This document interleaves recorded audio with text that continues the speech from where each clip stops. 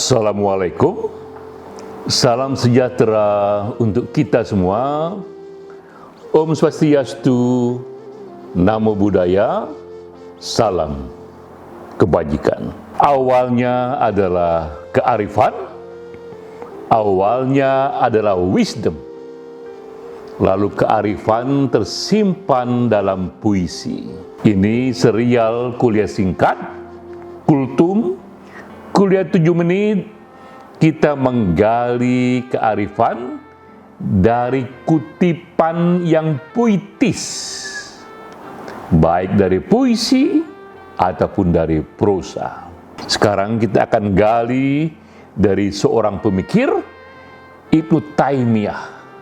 Ini juga dikenang sebagai pemikir besar di zamannya, pemikir brilian di zamannya.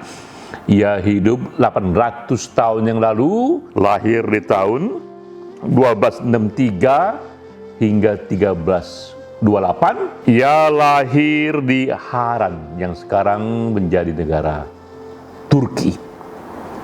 Kita kutip renungannya dalam buku Ibnu Taimiyah Expound on Islam.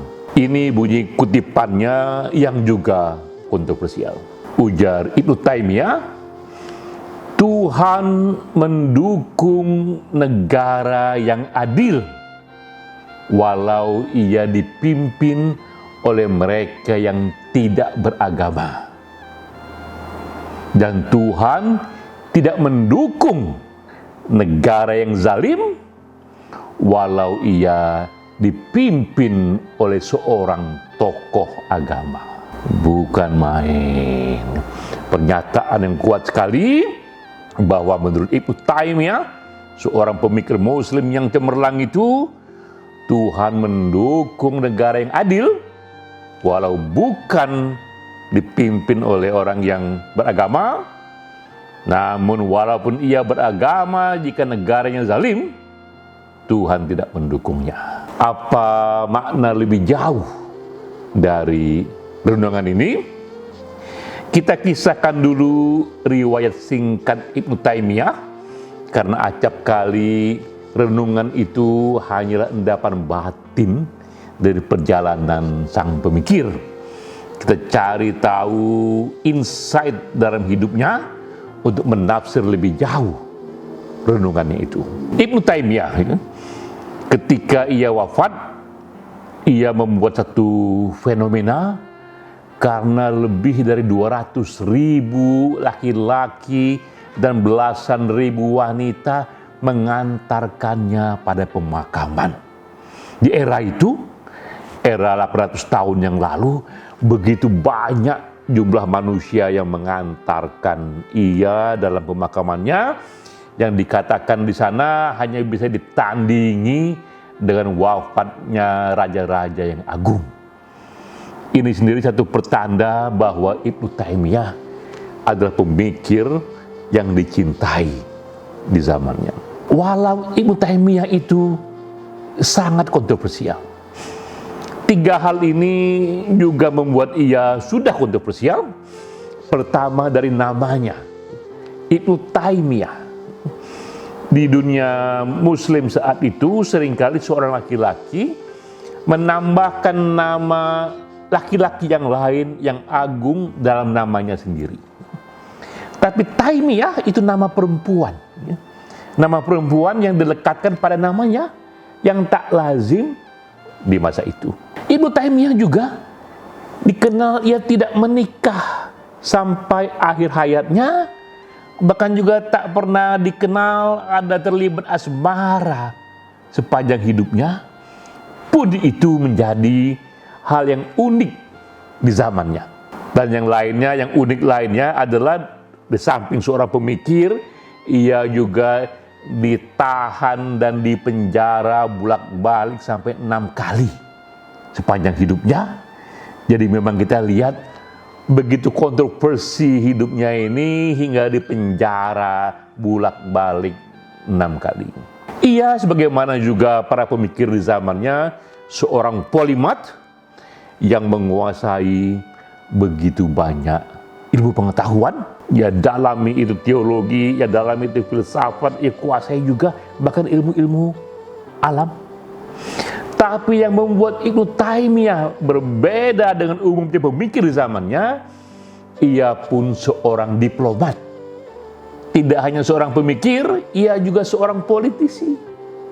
Ia juga hidup melobi para penguasa.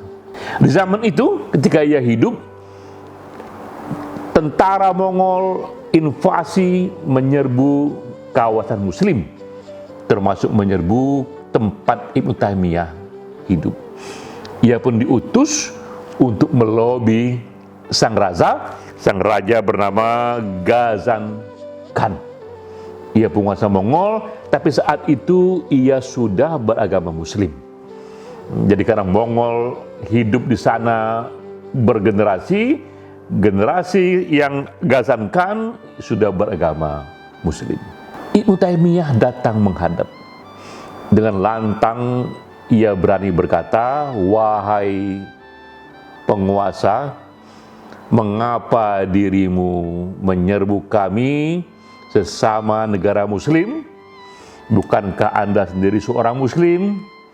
Dalam tentara Anda begitu banyaknya para ulama, begitu banyaknya cerdik pandai yang mengerti agama, tapi mengapa Anda yang Muslim menyerbu kami yang Muslim?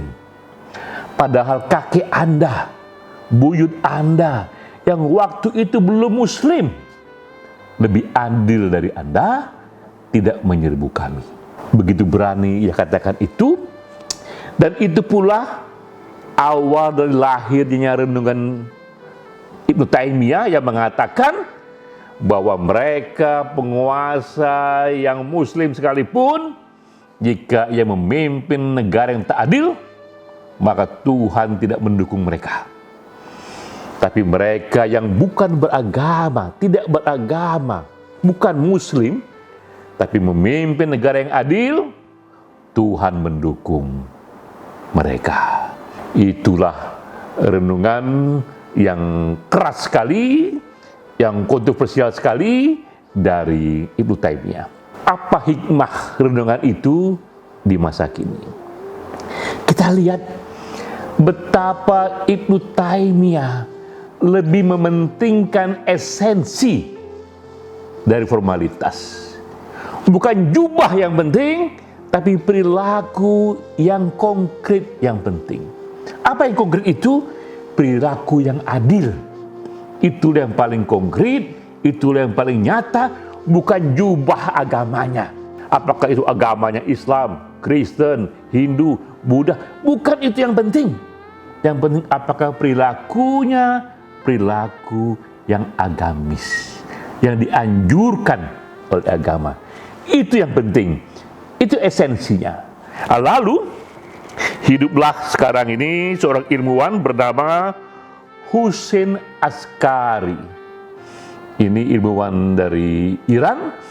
Sama seperti Ibnu Taimiyah, ia pun mencoba merumuskan esensi Islami, esensi ajaran yang diagungkan dalam Quran, dan ia buatkan indeksnya. Jadilah itu bernama Islamicity Index. Ini indeks yang mengagungkan esensi atau nilai-nilai yang dianjurkan dalam Quran. Termasuk di sana yang dinilai hal-hal yang terukur: keadilan ekonomi, pemerintahan yang bersih, perlindungan kepada hak asasi manusia, kepada peragaman. Itu ia buatkan indeksnya. Dan ia ukur negara di seluruh dunia yang mana menurut Hussein Askari ini yang tingkat Islamicity Index-nya paling tinggi, yang esensi keislamannya paling tinggi. Dan ia pun kaget dengan hasilnya.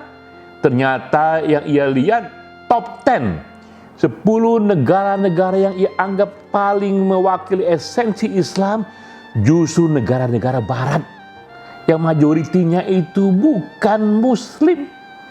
Termasuk pertama di sana ada Selandia Baru, Denmark, Swedia, Australia. Itulah negara-negara yang ia anggap kuat Islamicity Index-nya. Sementara negara-negara Muslim yang jelas-jelas menyatakan negara Islam seperti Arab Saudi itu hanya ada di urutan ke-44, dan juga beberapa negara Islam lainnya di urutan-urutan yang tengah saja.